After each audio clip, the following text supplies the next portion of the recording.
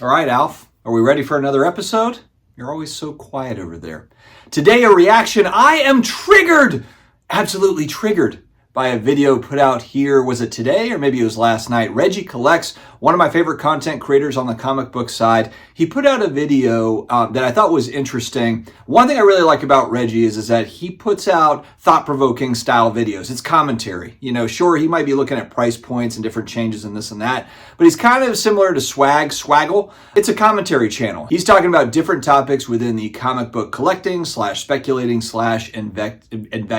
investing hobby. And so today or last night, whenever it was kind of like, why all the hate? Why all the haters in comic books right now? And so when I was listening to this, I was thinking, my God, it almost feels like comic book content creation is about a year behind sports cards or trading card content, commentary content. And so I'm listening to him. He's going through a short that he did, a YouTube short that's talking about a specific, I think it was a Marvel show or Marvel movie or something. And there's all this vitriol around it. There's all this kind of this hate around this particular show. But I'm going to take it a step further. I'm going to assume that he's probably also talking about, to some degree, YouTube content creation. You've seen a little bit of a shift, and we will get into that. First, let's just look at the landscape. Let's look at the current landscape. If you're a comic book speculator / collector / investor, you probably fall into one of these or all of these. I think I'm a hybrid. I think a lot of people are a hybrid. There's been more speculation in the comic book world in the last 5 years than maybe there ever has been before. And that's part of why you've seen really kind of a price rocket ship for a lot of this stuff. All right, the current environment.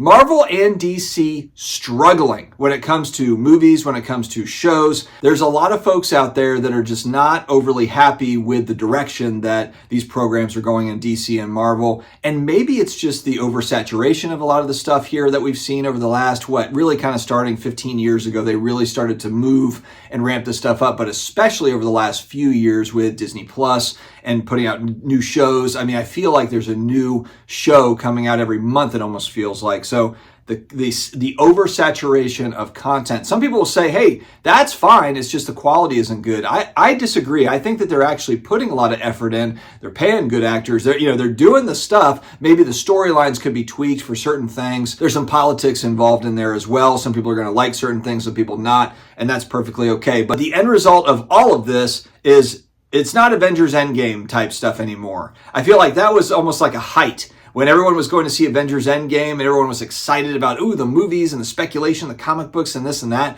Those were like the good old days. I can't remember when that movie actually came out, but it's been a while. So I'm not saying they haven't released a good movie since then, but I feel like that was almost like a euphoric time. Like, oh my gosh, these Marvel movies are so fantastic.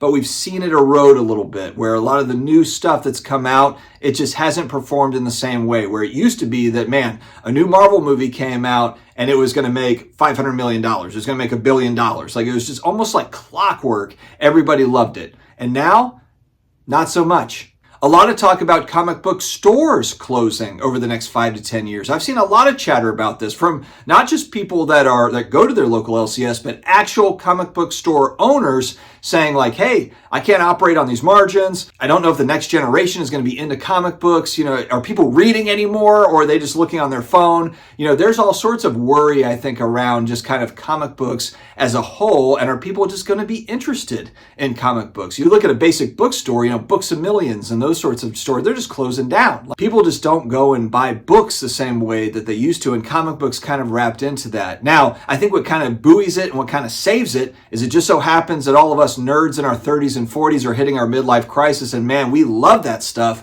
going back in time. And now we've got some extra money to where, hell, we can go and find these key comics. We can put some money together and we get those amazing key books. We can save up for it and we can make that happen. And there's quite a few of us that are out there doing that. And then, of course, there's the elephant in the room. The latest CGC scandal that hit, CGC being the largest comic book grading company, third-party grading, absolutely vital to a busy marketplace. It gives people confidence. And of course, confidence has been shaken with what's been going on here at CGC. There's videos out there of, hey, can you use a heat gun and actually take these things apart and put a new book in? There's some question marks around it. Now, CGC's president came out, did an interview with West Coast Avenger and 99 Newsstand 99.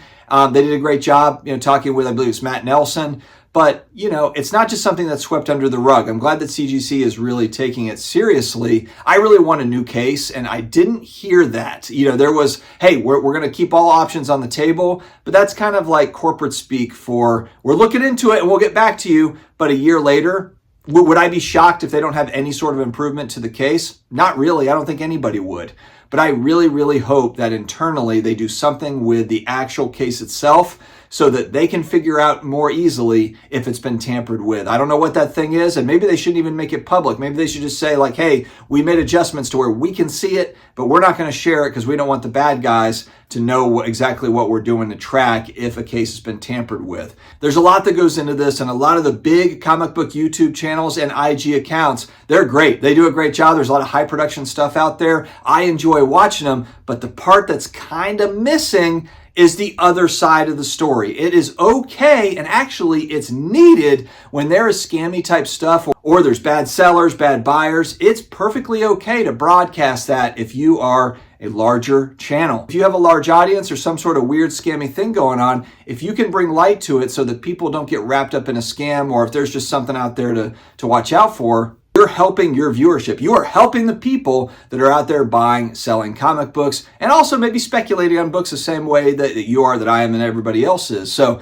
I think that there is kind of a misnomer that you have to stick with all that positive, the uplifting, the hype type stuff, because that's good for the hobby. But I guess what I'm saying is what's also good for the hobby and for buyers, sellers, traders of comic books is to know when there are some serious problems out there and different things to look out for. And yes, you can just chalk it up as there's always going to be people that are trying to scam, and there's always and that's absolutely true, but it doesn't hurt to wrap in that sort of messaging with all the other messaging. Now in Reggie's case, he is more, and he says it himself, he's more of a positive content creator, wants to stick to the positive stuff. I'm totally on board with it. I get it. I mean, the one thing with content is you have to actually enjoy what it is you're making. It's a two-headed thing. You want to enjoy what you're making, and then ideally you want to make something that viewers want to watch. So you're always trying to balance, as a content creator, you're always trying to balance these two things. It's something that I want to make, that I'm passionate about making, but also people are looking for it. People are searching for it. It gets viewership. That's the whole point. And so my assumption is a lot of these creators, they just want to stick on that path. That's the stuff that they enjoy making. But I think it opens the door for other voices to come in and talk about maybe some of the stuff that people should watch out for, be careful for. We have that quite a bit on the trading card side. We have a nice balance of that. I've tried to balance it out as much as I can over time with like a mixture of the positive, the high-end sales, and that's all fantastic, but then also like, wow, this is an unbelievable scam that's going on. And on the trading card side, there's a long history of this sort of thing, sports memorabilia, sports cards, and trading cards.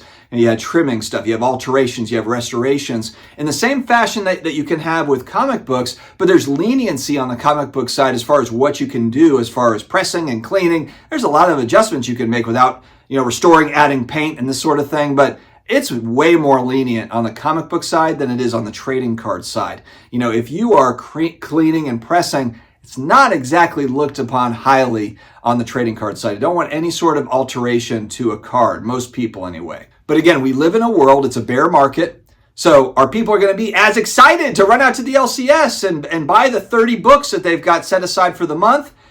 Not as much, probably. It's a weird economy. It's a bearish type market. We've got some of this little scandally type stuff going on. It's okay for people to take a pause. It's okay for people to step back and say like, man, some of this just doesn't smell right. I've said it on a few different videos going back. I think there's an absolute ton of ungraded supply for key books, not minor keys. I'm talking about actual key books. Just take a quick look at the Fantast Comics collection. 300,000 books that were found. Stuff like that happens all the time. I've had other YouTubers reach out and say, you know what, you're right. I'm finding collections all the time.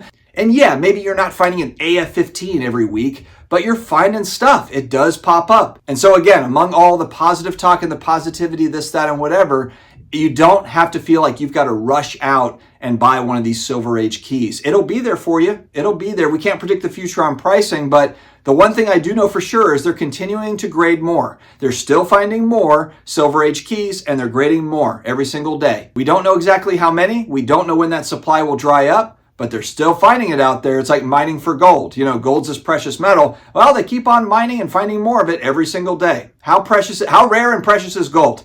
They just keep on finding more of it. So why are we seeing a little bit more grumpiness out there? It's clear. It's clear. Look, we had a massive speculative boom over the last few years, over the last year or so in comic books, the last year, 12 to 18 months. It's cooled off. We're about 2.5 years into our cool off period for trading cards for the most part, for sports cards. And it's just one of those things where there are people out there that spent $10,000 on a comic book that's now a $2,000 book. You know, they're not excited. They're not pumped. And so it's not a bad thing to talk about, hey, you know, it's not always rosy all the time. I predict over the next months, the coming months, the next year, you are going to see more content, I think, talking about various sides of the story. And I think that that's great. This is all just debate. This is all just healthy debate. That's really it. The problem comes when we're living in kind of an echo chamber. We're just kind of listening to each other talk about how fantastic everything is. And then what happened going back a few years? We get a giant bubble, and finally the bubble bursts. It's time to kind of just get back to reality, right, guys? All right, friends, that's all I've got today. Stay healthy, stay awesome, and I will talk to you again later.